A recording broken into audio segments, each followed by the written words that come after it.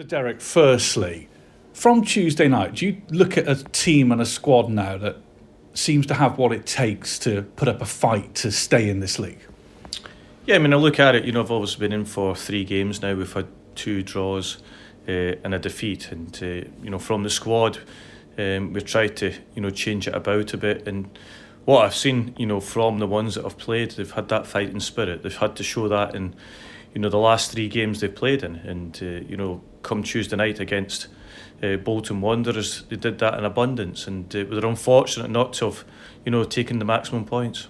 How important is it to focus on the positives and to not forget about, but to minimise the impact of such a late equaliser?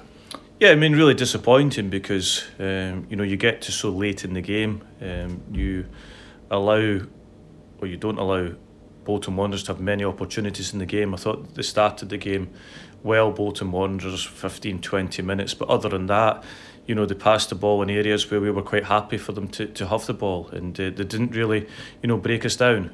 And the flip side, we had a number of good counter-attacks where, we could have gone further ahead. We had a Stonewall penalty, not giving it 1-0. And there was another, a few decisions in the game that didn't go our way. I think the previous manager said he'd had 4 apologies from the referee's representative about decisions. Are you expecting, or have you had another one after that penalty decision? I don't need an apology from anyone. I need them to get the decisions right. Apologies mean nothing to me or the football club. It's up to the referee to make the right decision with his assistants. And unfortunately, on Tuesday night, they made the wrong decision. And they'll have seen that on the video footage. I'm sure their managers would have looked at it with them, corrected them, coached them, and making them better referees. But an apology doesn't do anything for me. And you're very much about controlling the controllables, but referees' decisions, right or wrong, are outside your control, aren't they? Yeah, I mean, the thing was, listen, we should have had a penalty kick, and we had a lot of decisions in the night that didn't go with us. That sometimes happened, but there was a high majority in that game that went against us. But look at it, we've obviously got to look after ourselves. Bolton Wanderers, along with Cambridge and Cheltenham, the 4 teams, including ourselves, that have got promoted last year, have all done well, and we're the ones that are not doing as well as they 3. I know it's before your time here with the second stint, but there's been an awful lot of points conceded late in the game. Definitely victories turning into draws. That must be a concern.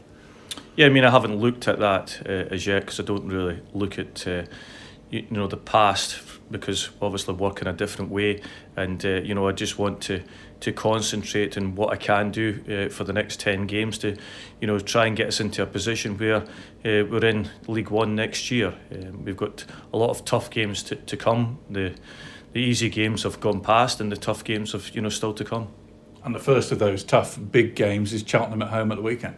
Yeah, I mean, as I said, Cheltenham have done really well this season, promoted with us last year, and they've been able to pick up some really good points. They're nearly safe now, and we've got to try and win this game to try and leapfrog the teams above us.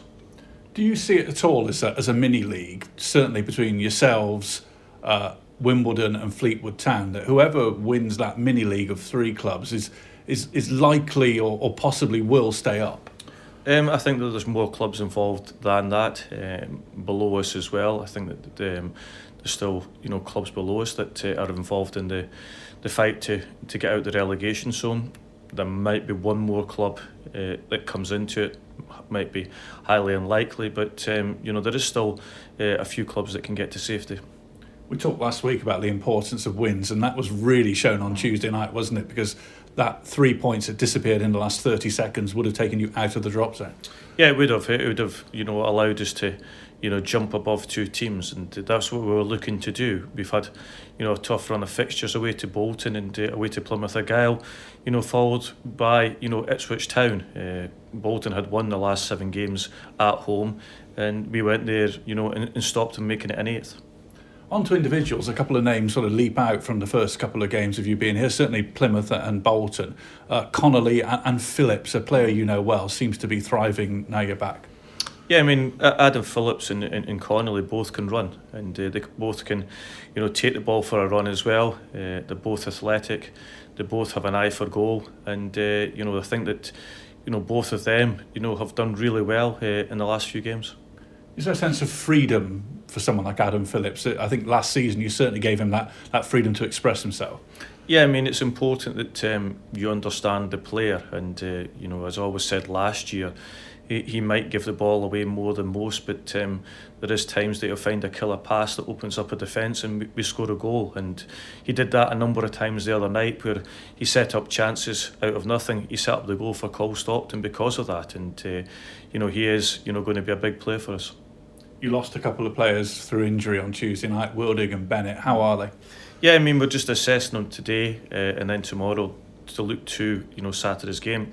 We're still hopeful that they'll be fine, and the ones that had illness as well, we're looking to try and get them back in the squad. So the illness is still a factor. It certainly was a factor at the Plymouth game, wasn't it? Yeah, I mean, it's just been going through the squad off and on, but we seem to be getting a lot better. We have still got a couple of players that have been affected by it.